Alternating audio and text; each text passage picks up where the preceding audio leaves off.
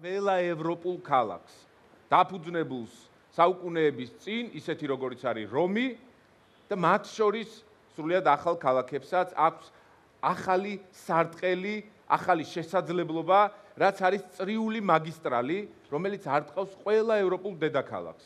მე მინდა გთხოვოთ ერთი უცნაური რამ, რასაც ახლა ჩვენ ვიტყვით, ინტერნეტის, ხელოვნური ინტელექტის ეპოქაში გადაამოწმოთ საძიებო სისტემებში და ნახოთ, უბრალოდ მიაახლოვოთ რუკაზე სატელიტური ფოტოებით და ნახოთ, რომ ყველა ევროპულ ქალაქს აქვს წრიული მაგისტრალი.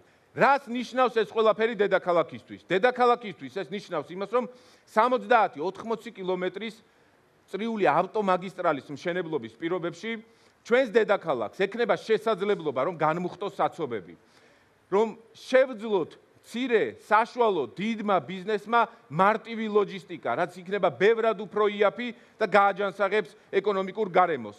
დედაქალაქის გარშემო წრიული ავტომაგისტრალი თქვენ თბილისელებს მოგცემთ შესაძლებლობას, რომ თქვენ საკუთრებაში არსებული კერძო ნაკვეთები გაიზრდება მათი ღირებულება 5-ჯერ, 10-ჯერ, თანაბრად განვითარდება ქალაქის ყველა წერტილი, როგორც ცენტრალური თბილისი, ასევე გარეუბნები.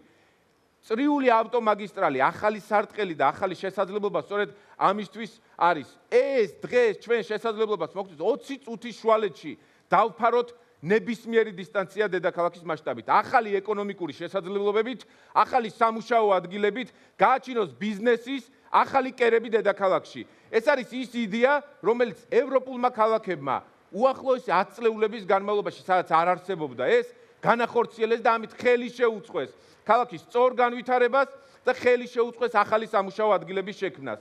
ყველა ჩვენი დაპირება, ყველა ჩვენი კონკრეტული გეგმა, რომელიც არის წარმოდგენილი თქვენს წინაშე, ეხება რამდენიმე ძირითად საკითხს. ეს არის სამუშაო ადგილები, ეს არის ქალაქზე რეალური ზრუნვა, სწრაფი გადაადგილება, იმ ყოველდღიური პრობლემების მოგვარება, რომელიც ჩვენს გარშემო არსებობს.